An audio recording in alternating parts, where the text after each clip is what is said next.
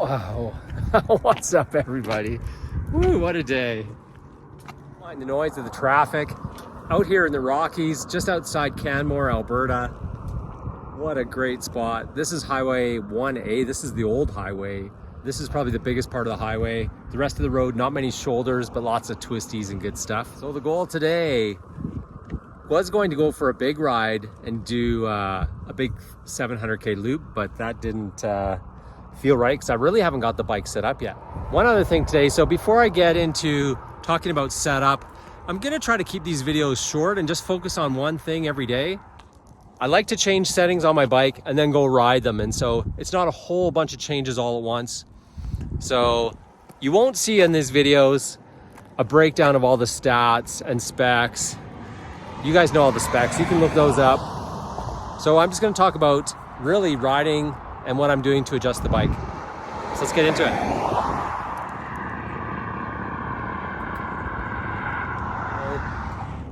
Setting up the Streetfighter V2. A couple of cool things, because coming out of my Monster, I didn't have adjustable suspension. And so it was really hard to know where to start, short of ordering new springs and really going aftermarket to try to update the fit on that bike and the suspension. So on this, here's my challenge. It's a little bit shorter bike. It's almost 2 centimeters shorter, I think, than the Monster. Check your stats. I don't know if that's exactly right, but definitely feels shorter, and the handlebar position is much shorter. So what I've done is I've actually had a lot of pressure on my wrists. Like immediately, as soon as I rode the bike, I thought, hey, this doesn't feel right. And then the other thing is, over slow rollers, commuting in the city, bumps are pretty harsh on the rear of the bike, but on the opposite, on the front, I'm diving when I'm braking. That's pretty loud. So on the front, on the forks, I'm diving when I'm braking. And so what I'd like to try today is wind back a little bit of compression, make it a little bit softer on the rear so it's not so harsh on the bumps. And then on the front, I've actually tipped my handlebars forward a little bit, and I did the same on my Monster, because I'm about 6 feet tall. I've got really long arms though. And then gone a little bit stiffer on the compression on the front, so hopefully I'm not getting as much dive when I'm braking and coming down on downshifts. One Achilles heel on these bikes, and not just picking on the Streetfighter, the Monster had the same, are these mirrors. So these mirrors, they don't have a tilt adjustment. So you can adjust them front and back. So you can just adjust your angle of view, but not up and down. And so what you have to do is actually move your brake lever up and down, which really sucks, to get your mirror in the right position. So now that I've moved the handlebar up, I've had to actually tip my mirrors back because then they were pointed up in the sky. But immediately, as soon as I got on the bike, I've probably ridden, I don't know, not even a kilometer yet, and I found this great spot to make a video. It is so much more comfortable. I feel more upright, but for my long arms, I feel way more comfortable, less pressure on my wrists. And so now I'm gonna go bomb some twisty roads and see if that works out for me. Unfortunately, broke my GoPro mount today, so I'll have to come back another day and do a GoPro run on this highway. So far, so good. Loving this bike. One other cool thing for anyone with quad lock, I've actually figured out a way. The clamps on the V2 for the handlebars are way more massive than the Monster. So I used to be able to fit my Monster bracket turned up and my screen sat here. This one, I've actually flipped it upside down, made an angle so it's kind of tilting to the center. So that's about as close to center as I can get because of the size of the clamps. And it will sit just like this. So pretty good. Ready to roll. So thanks again to everybody who watched the last video. I took a little bit of heat from my Monster compatriots now that I don't have my Monster. But V2 is definitely next level. Streetfighter life is on.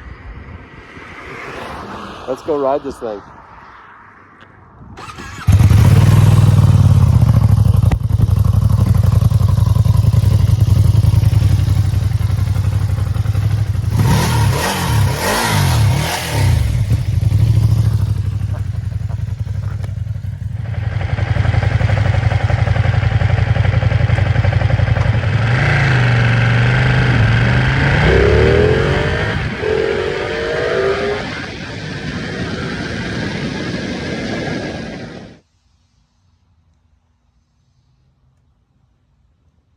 All right, back home here, and the verdict is changes are good.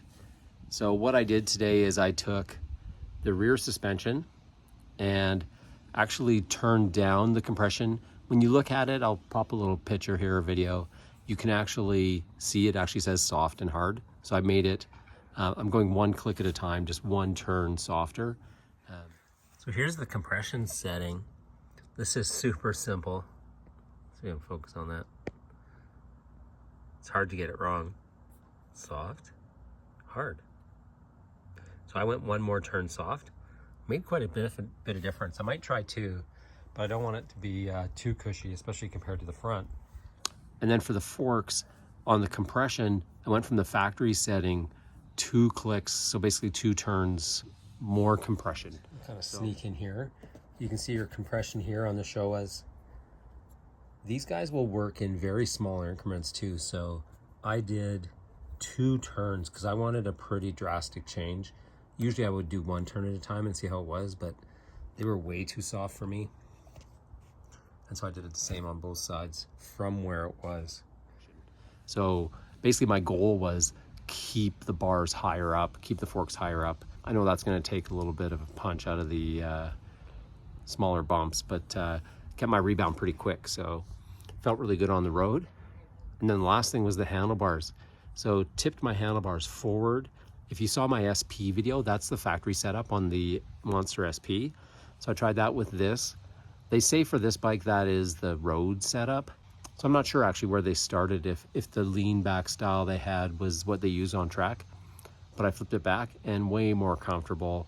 Like I said, I got long arms and I'm probably about 195 pounds. So that stiffening up on the front suspension, that didn't hurt at all.